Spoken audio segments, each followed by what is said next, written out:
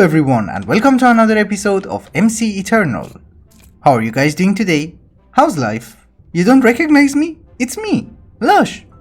Look at my beautiful eyes. In between the episodes I did a little bit of off-camera work. Oh, the sun is rising. We have to sleep. How fat can you be? You're just a bat. I extended our pathway, I planted some hemp, and I also made a mob farm. Over here. This is basically the standard mob farm that I always make so that we would be able to spawn some mobs and harvest them manually in order to get some drops. And these are vampires so that we would get blood. And I have a lever for the fans so that they will all come to the center. And unfortunately this guy does not have a door, but it does have a force field from RF tools. I also worked a little bit on our human farm that we're using it for food. It's nothing very special, I basically added some details, I added some banners, some skulls, some light sources so that our food is always happy. Yummy. Anyhow, the main reason that I made a mob farm is because of our altar of inspiration, because it's going to need pure blood and vampire books. Hello. So in between the episodes I went hunting and I found a few mobs. One of them is called a vampire baron and they're not very friendly. And they have 800 health. They do spawn in the vampire forests and they do summon minions. Look, and sometimes they get out. Interesting. You're not supposed to pass from there. Anyway, when you kill him his minions will also die and he will also drop pure blood of different purities. Another important mob that I found is called the Advanced Hunter, and this guy drops the book. You would notice that they are advanced hunters because they have names and they have different faces. That's how you notice them. And they have a ton of health. And these are the books. And we're also going to need a few hearts from the normal hunters. I think that's enough, right? So if we come to the altar, I can put the book, I can put the pure blood, I can add the hearts, and I just have to right click. And you can see that 3 of the pillars are activated. I'm now a vampire level 8. So here I can choose between speed and jump boost, and the problem is I'm already wearing the sash and the boots of the traveler. So I'm guessing this will be very disorienting. I can already jump 4 blocks, but let us use jump boost, because that would be less disorienting. Something is nearby and he's not letting me sleep and I cannot go out. Can I sleep here? Yes. He was not letting me sleep. Okay. So now that I have the sash which gives me jump boost and I have the boots which gives me jump boost and I am a vampire and I have a jump boost, I can jump 5 blocks. Actually 6 blocks. That's not bad. I like that. I've also noticed that there is something called a blood sieve and apparently that will purify the blood. So let us see if we can automate this guy. The book says that you have to input the blood from the top container and this should purify it. Actually it's not working for some reason because you cannot use a conduit and you cannot pump it out. Maybe you just have to use a bottle? No. So this thing works, but it works differently than I thought. So you're going to need a blood grinder and you need to put that on the top, and if you give it some sort of a meat, it will convert it into blood. Okay. That makes sense, I guess. So this is not the pure blood that we want, it's basically normal blood that we can drink. But it's a good way of automating it. I should really start naming them because every time I have to go through all of them. Okay, this is the Baron. How are you going through my force field? That should be impossible. Oh, we got an achievement. Nice. And we should be able to level up one more time. Vampire level 9 and we can unlock avoided by creepers. That is nice. And there's a creeper and he's running away. This is nice. So basically I'm a cat and we also need to do something about the warp today. So now that I'm a vampire level 9, I have access to a very new type of vision. We have normal vision, which is this, we have night vision, and we have blood vision. Everything turns dark, but you can see the food. The only problem is that it's too dark. You would know where the food is, but probably you cannot reach it. It's been a while later and I'm finally a level 14 vampire, which is the highest level that you can achieve. The thing is, I also have 4 unspent skill points, which I'm not going to use it right now because I'm thinking maybe there's one skill which is more fun than teleportation. Of course, I think you can reset your skills later on, but let me figure that out, then I will upgrade. We will see. I also worked a little bit on our tower over here. I made a staircase to the 2nd level, which is going to be for our wizardry area. And then I was thinking, how do we get up there? And before we get up there, I need to sleep. Someone was suggesting in the comments that we use the elevators from open blocks, but I personally don't like them because it's just 2 blocks and you have to place them on and then you're done. I wanted to go with something more ridiculous, and for that we're going to use arcane levitators from Tomcraft. It's more fun. Of course, I still have to work on the design to make it look nice. I have a lot of warp. I need to take a bath. I have Deadly Gaze 4 and I have Eldritch Guardians looking for me. Oh my goodness, one of them is even a boss. Okay, I think we're done. In any case, what I'm trying to say is that I do understand that arcane levitators are also one block, but at least they're a complicated block which require a bit of an infrastructure. It's not just 8 pieces of wool and 1 ender pearl. And you guys should know that the more stupid and ridiculous and crazy the idea is, I like it more. So if you have any ideas, let me know. I need to eat.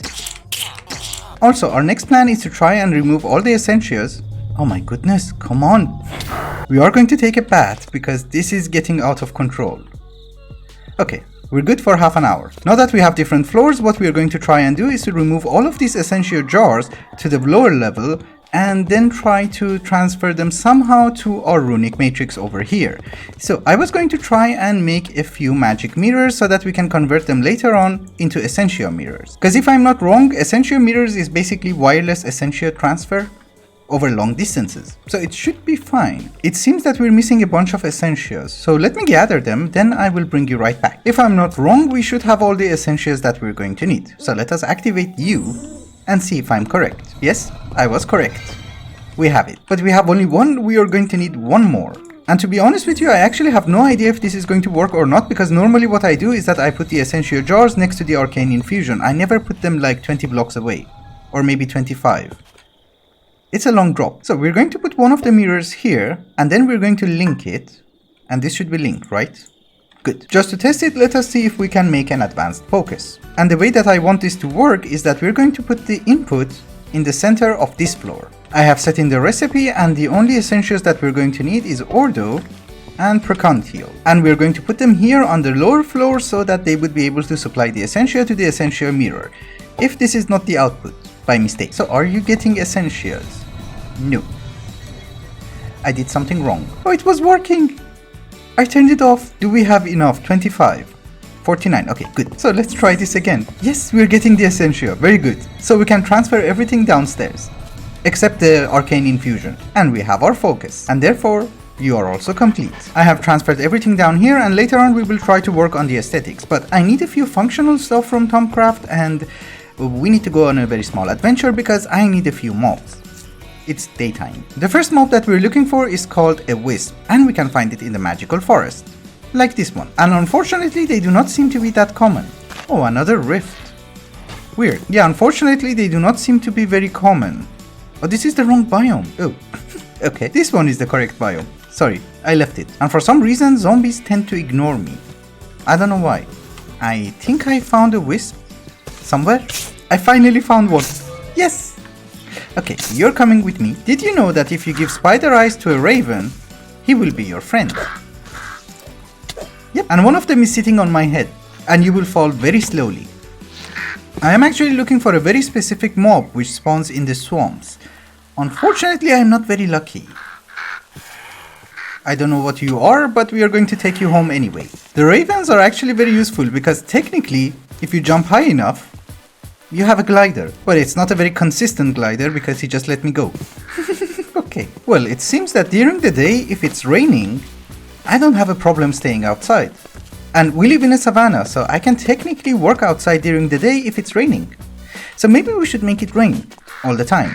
There is an imperfect ritual stone from blood magic, which if you put water source on top of it, and of course cover it without making a mess, which I just did, and right click, it will make it rain. Oh, and by the way, if your raven is stuck on your head, all you have to do is to just shift, and he will go on the ground, and you can make him sit with a stick. No, not following. Waiting. Yes. And the best part is, if you use a jukebox and give it a music disc, they will dance for you. That was such a horrible disc. We just watched them. Whenever you're playing with Tomcraft and you do certain things, or craft certain items, or do some research which is forbidden, you will gain something called warp. You can read more about it here, but basically what that means is that you're going insane. There is a hole in the roof. And if you want to check how insane you are, there is something called a sanity checker. So if I hold this in my hand, on the top left hand corner of the screen you will see that I'm insane. completely. You might also notice that there are two shades of purple. One of them is light and one of them is darker. The darker one is called sticky warp or permanent warp, which you can't get rid of very easily, but the other one is called temporary warp. So if I throw away my armor and my sword and my pickaxe, then it will go away over time and I don't have to worry about the warp effects. So no more Eldritch Guardians attacking me. Personally, I don't have a problem with warp and I can manage it, but the problem is that it's becoming too frequent. So we need to find a solution. The temporary solution that we have is to use a bath salt, which I have the recipe over here. You need Silis Mundus and a few essentials and you can make the bath salts. But this will only give us protection for half an hour. We need something more permanent. And if you're wondering why this was not working, I got it back to front. So I fixed it. Now it's working. We are going to need to take a very special bath, and for that we're going to need a lot of purifying bath salts and a sanitizing soap. The problem with making a lot of these guys is that it's going to require a tremendous amount of ore dough. And ore dough is very difficult to get.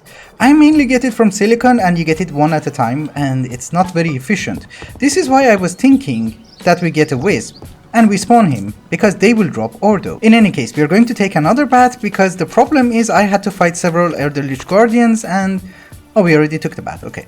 And it was not very fun. Actually, one of them killed me. You can see over here that we have almost 26 minutes of warp ward, but whenever that goes away, I'm still fully insane. So we need to take that special bath. So obviously we are going to need a mob duplicator, some speed upgrades, and some power upgrades. And instead of a grinder, we're going to have a bucket of liquid death. And just to let you know, you don't need a bucket of liquid death, you can use any type of grinder that you want. But it's Stormcraft, so I'm using a bucket of liquid death. Do we have enough? Yes. And by the way, this is one of the things that actually gives you warp. We have already done this in FTB Revelation, but basically what liquid death does is that it will convert any mob to primal crystals. Well, not primal crystals, but to some crystals. So basically we are not going to go that crazy and wisps are not that big as well. What we're going to do is that we're going to have a mob duplicator over here and then we're going to cover it with glass and I'm going to put the liquid death inside, and then we give it the upgrades. And as usual, if we give it some power and some essence, it will spawn wisps and it will give us tons of crystals. Yeah, you see, we're getting crystals and that is very good. And we're also getting ore dough. And that is the one I want. We're having a slight issue, so the wisps sometimes do not fall into liquid death and do not dissolve fast enough, so we're not getting a good rate. I'm thinking if we put a fan up here, then we should be fine, right? So let me make a fan. Well, I had to remove everything, but we can put a fan here. And I think it should be fine. And in order to activate it, we're just going to put a lever on top. Yeah, exactly. Now it's working super fast. And by the way, this is how the Eldritch Guardian killed me. I was doing some self-sacrifice and he attacked me from behind. The problem is, when you change into a bat, you lose most of your health. Actually, I take it back. With the fan, it's far more efficient. We need a bigger chest.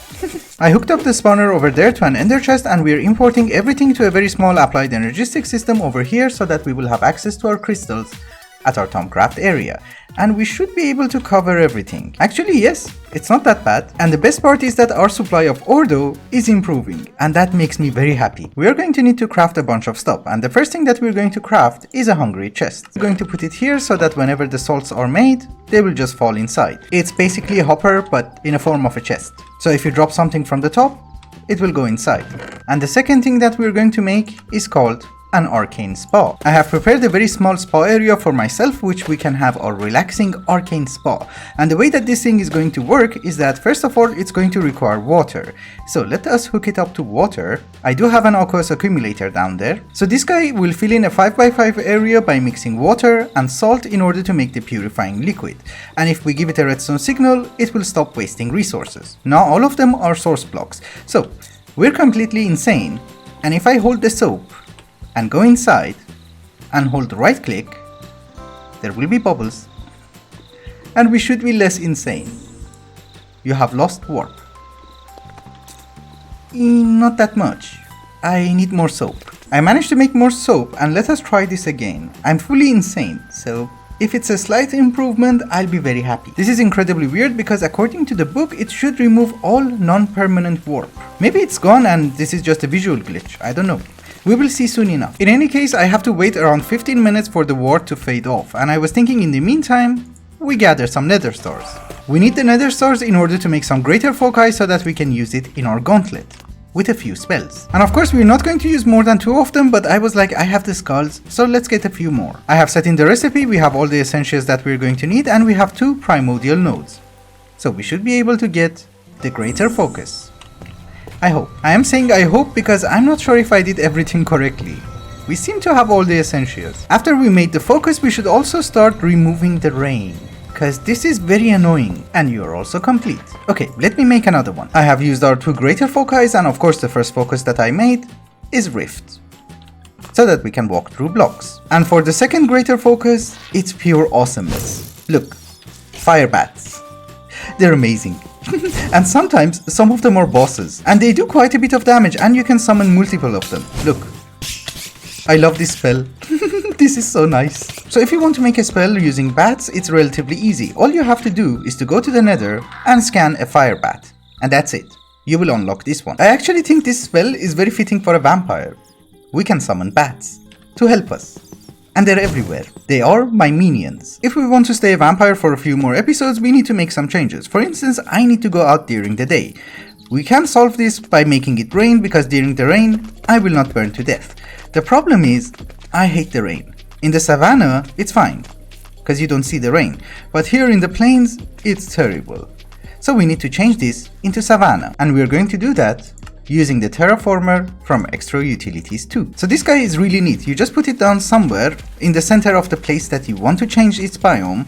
And then you need to make a biome marker, which I just made. Right now, I'm standing in the savannah. And if I right click, this will be marked to savannah, and if we put it inside, it will tell us what it's going to need. It's going to require a heater and a dehumidifier. Okay, that's easy peasy. You know, it is easy peasy, but I actually forgot what it's going to need.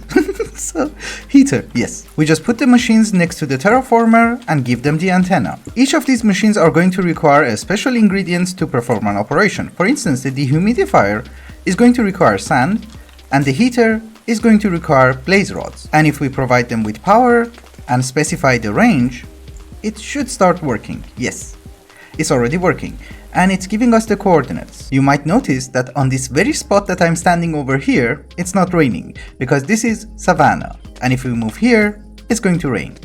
Actually, this is also savannah. It's pretty fast. I'm happy. And this guy will do a radius of 64 blocks, so we have to change it several times, and I need to provide this guy with more blaze rods. The terraformer is actually a very useful device, because if you like a biome, you can extend it. If you don't like a biome, you can remove it, because you will have different types of grass, leaves and everything. And you can also have a mushroom island so that you don't get mobs, and there's also a modifier which uses nether stars so that mobs do not spawn in your own biome anyway. The thing is, the modifiers that you have to use depends on the biome that you're in and the target biome, so it's not going to be these two all the time. And yes, there's also a beacon which I can buy from a shop, which gives me protection for a radius of 32 blocks, but I thought that is more fun. But before finishing today's episode, there are 2 more things that we need to do. I'm going to need ender biotite, so we need to go to the end and kill the dragon. And I'm hoping that this is going to be super easy. Yeah, I should have brought some bottles. I always forget. I don't know why. We are doing a decent damage. Nice. Go away. Adaptable. Adapt to this. We have him.